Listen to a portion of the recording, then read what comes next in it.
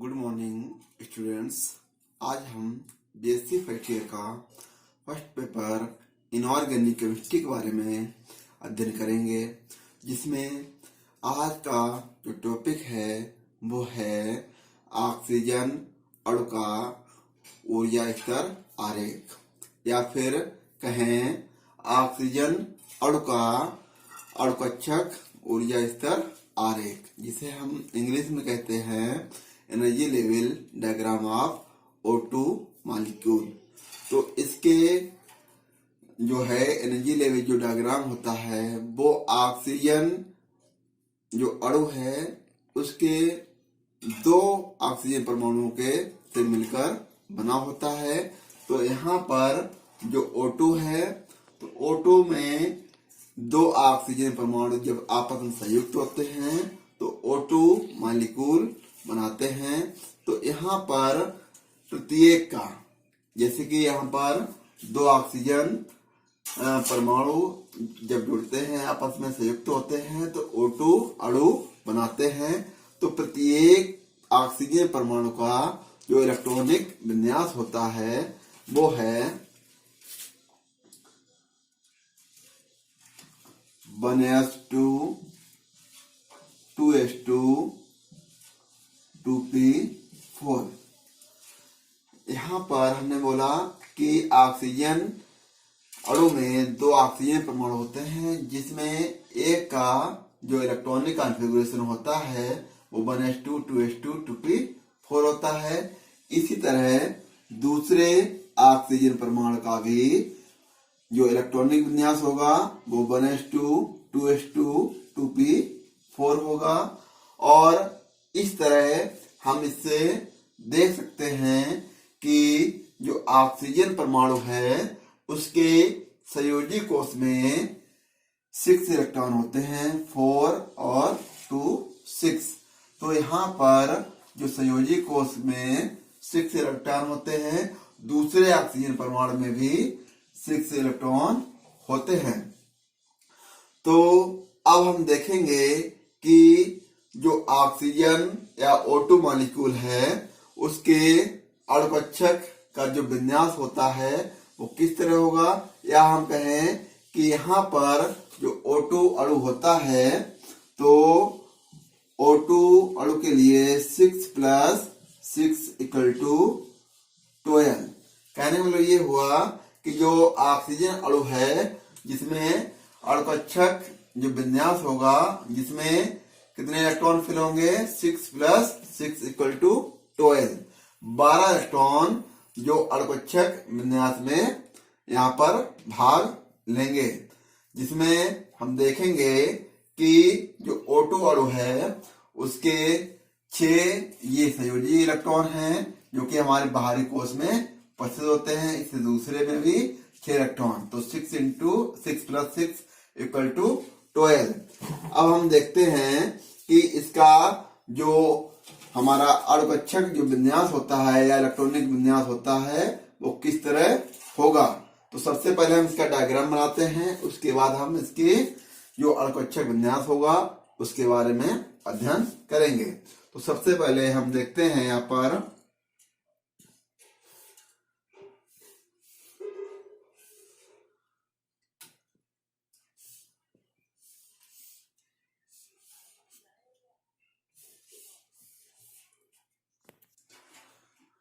तो ये जो है हमारा 1s का बना हुआ है,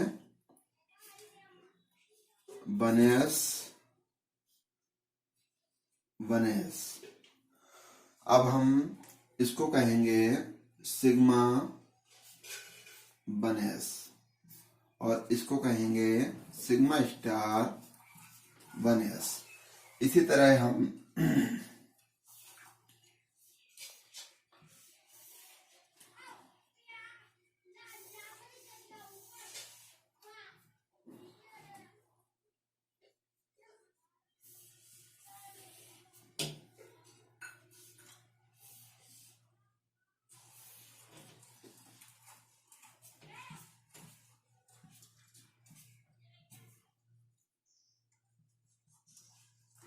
ये जो है 2s का हमारा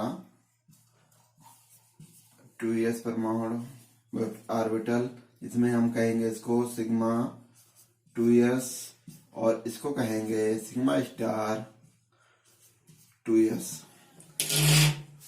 अब हम देखेंगे कि जो हमारा 2p वाला है, ये जो 2p है उसके लिए बनाएंगे।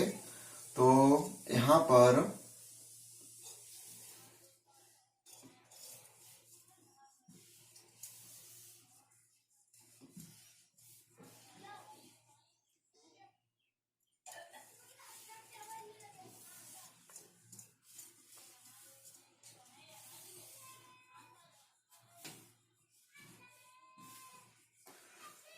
ये जो बना हुआ है 2p,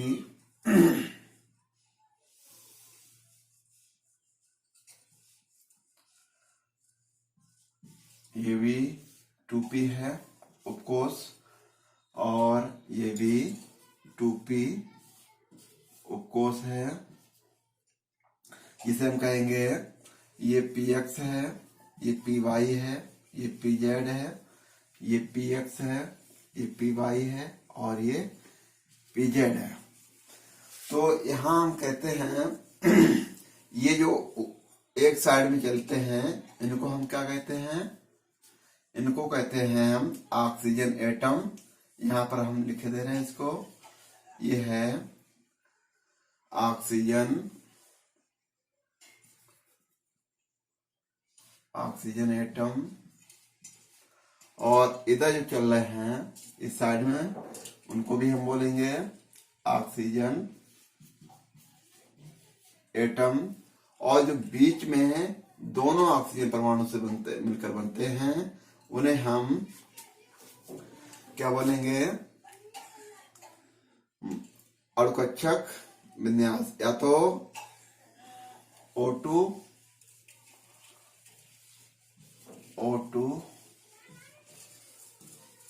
मॉलिक्यूल। तो यहाँ पर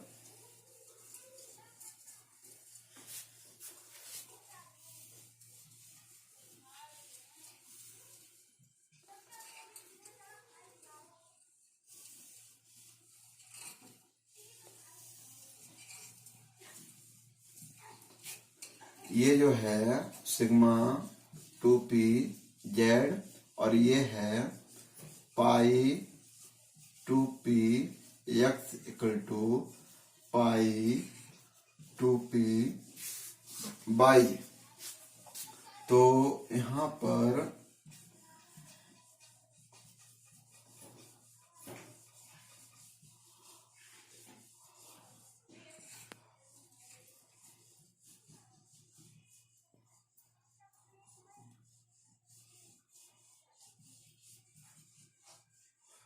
इस तरह है।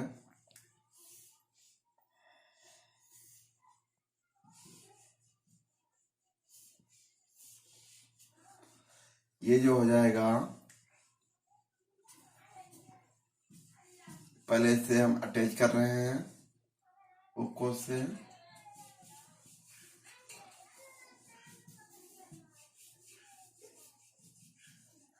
इस तरह। ये तो हमने इसका ढांचा बनाया है और या स्केलेटन बोलते हैं। तो यहाँ पर ये sigma 2pz pi 2px equal to pi 2py, और ये हो जाएगा pi star 2px equal to pi star 2py, और ये हो जाएगा सिग्मा स्टार 2pz। तो इस तरह ये हमने O2 मॉलिक्यूल का एक स्केलेटन अभी बनाया है।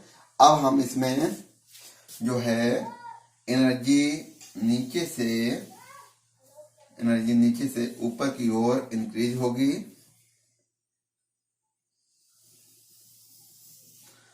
एनर्जी नीचे से ऊपर की ओर इंक्रीज होगी। अब हम इसमें देखते हैं कि जो 1s2 है ऑक्सीजन का, उसके जो इलेक्ट्रॉन हैं यहाँ पर, उसे हम यहाँ पर फिल करेंगे। फिर 2s में 2 इलेक्ट्रॉन हैं, उनको हम फिल करेंगे। इसके बाद 2p में 4 इलेक्ट्रॉन हैं, तो 1 2 3 और 4 4 इलेक्ट्रॉन भर दिए हमने। इसी तरह जो दूसरा ऑक्सीजन परमाणु है उसके इलेक्ट्रॉनों को हम इस तरफ भरेंगे। 1s के 2 इलेक्ट्रॉन, 2s के 2 इलेक्ट्रॉन और 2p में 1 2 3 एंड 4। इस तरह हमने सिर्फ अभी ऑक्सीजन परमाणुओं के जो भी इलेक्ट्रॉन विन्यास हैं उनको हमने भरा हुआ है। इसके बाद हम देखते हैं कि जो हमारे ऑक्सीजन एटम हैं उनसे क्या बनेगा यहाँ पर, क्योंकि इनको जो नीचे होते हैं उनको कहते हैं बॉन्डिंग मॉलिक्यूलर ऑर्बिटल। इसे कहेंगे हम बॉन्डिंग मॉलिक्यूलर ऑर्बिटल। और ये जो है सभी इनको कहेंगे हम एंटी बॉन्डिंग मॉलिक्यूलर ऑर्बिटल, क्योंकि जहां पर ये दोनों परमाणुओं का क्या होता है, संकलन होता है, वहां पर सिग्मा या बॉन्डिंग मॉलिक्यूलर ऑर्बिटल बनते हैं। जहां पर दोनों परमाणुओं का व्यवकलन या सब्ट्रैक्शन होता है वहां पर एंटी बॉन्डिंग मॉलिक्यूलर ऑर्बिटल या सिग्मा स्टार बनते हैं। तो अब हम देखते हैं यहाँ पर कि 1s के जो 1 इलेक्ट्रॉन है वो सिग्मा 1s में जाता है। इस दूसरे ऑक्सीजन परमाणु का 1 इलेक्ट्रॉन आकर यहाँ फिर होता है। जो बचा हुआ 1 इलेक्ट्रॉन यहाँ से है वो सिग्मा स्टार 1s में जाता है और 1s दूसरे जो ऑक्सीजन एटम का है वो भी एक सिग्मा स्टार 1s में जाता है। तो यहाँ पर सिग्मा 1s2 और ये भी sigma star 1s2 electron fill हो जाते हैं। इसी तरह हम देखते हैं 2s का भी सेम टू सेम इसी तरह भरता है। 2s का 1 इलेक्ट्रॉन यहाँ पर, इस 2s का 1 इलेक्ट्रॉन यहाँ पर आकर ये सिग्मा 2s में पूरा भर जाता है। इसके बाद बचे हुए 2 इलेक्ट्रॉन जो है वो सिग्मा स्टार 2s में फिल होते हैं, तो वो इस तरह यहाँ पर फिल हो जाते हैं। अब हम देखते हैं, इससे पहले हमने देखा था कि जो नाइट्रोजन अणु का हमने एनर्जी लेवल डायग्राम बनाया था वहां पर सिग्मा 2pz वो पाई 2px equal to pi 2p के ऊपर था। कहने का मतलब ये है कि जो इसकी ऊर्जा थी वो पाई 2px equal to pi 2p से अधिक थी, जबकि ऑक्सीजन एटम में जो सिग्मा 2pz है उसकी ऊर्जा पाई 2px equal to pi 2p से कम है। जैसा कि हम देखते हैं ऊर्जा नीचे से ऊपर की ओर इंक्रीज हो रही है। तो इसीलिए हम देखते हैं सबसे पहले यहाँ पर जो हमारा इलेक्ट्रॉन है वो, तो हम यहाँ पर देखते हैं कि 2px का 1 इलेक्ट्रॉन इस 2px का 1 इलेक्ट्रॉन आकर यहाँ पर फिल हो जाएगा। बाई का इस बाई का 1 इलेक्ट्रॉन आकर यहाँ फिल हो गया।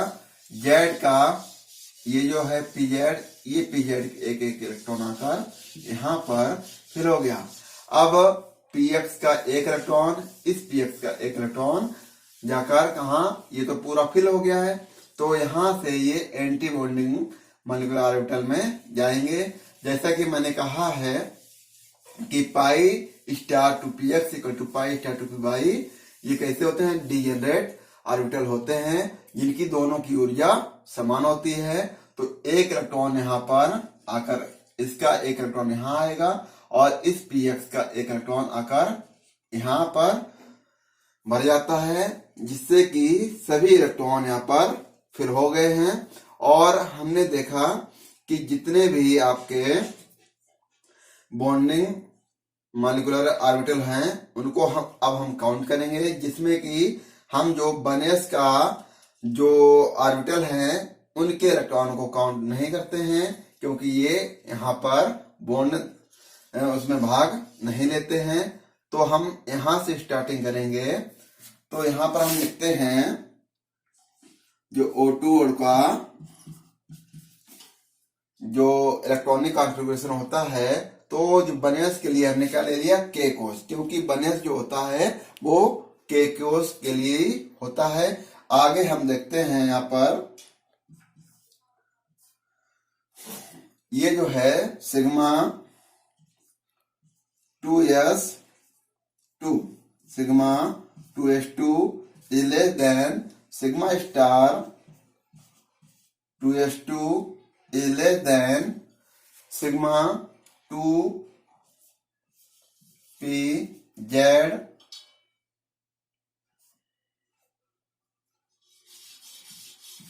2 और is less than pi 2px2 pi 2px2 बराबर pi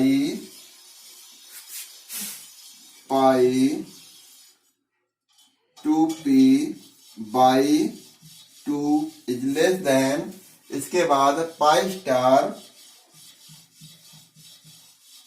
2px1 equal to pi star 2p by 1। तो ये इसका अणुकक्षक विन्यास हो गया है। अब हम इसका निकालेंगे कि इसका जो बॉन्ड ऑर्डर है वो किस तरह निकलेगा। तो सबसे पहले हम निकालेंगे इसका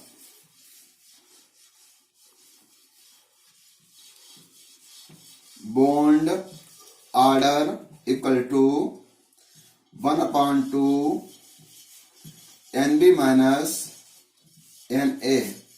तो सबसे पहले हम देखते हैं यहाँ पर कि जो हमारे बॉन्डिंग मॉलिक्यूलर ऑर्बिटल हैं तो उनमें कितने इलेक्ट्रॉन हैं, तो 2 4 6 8। तो यहाँ लिखते हैं 1/2 8 माइनस, अब एंटी बॉन्डिंग के काउंट करेंगे 2 और 2 4, यहाँ पर 4 हुए, तो यहाँ पर इसका 1/2 4, तो यहाँ पर आया 2। तो कहने का मतलब ये हुआ कि जो ऑक्सीजन या O2 मॉलिक्यूल है उसमें दोनों परमाणुओं के बीच में डबल बॉन्ड लगेगा, दोनों परमाणुओं के बीच में डबल बॉन्ड लगेगा, जिसमें एक सिग्मा बॉन्ड होता है, जिसमें ऊपर वाला सिग्मा और नीचे वाला पाई बॉन्ड होता है। तो यहाँ पर एक सिग्मा बॉन्ड है, एक सिग्मा बॉन्ड है और एक पाई बॉन्ड होता है। और हमने ये भी देखा कि यहाँ पर जो इसका नेचर होगा वो कैसा होगा, इसका जो नेचर होता है या मैग्नेटिक नेचर होता है या चुंबकीय गुण होता है वो कैसा होता है, पैरा मैग्नेटिक नेचर इसका होता है, क्योंकि यहाँ पर जो ये दोनों ऑर्बिटल हैं वहां पर एक एक अयुग्मित इलेक्ट्रॉन भरे हुए हैं जो कि अनफील्ड हैं, इसलिए इसका जो नेचर होता है वो पैरामैग्नेटिक होता है।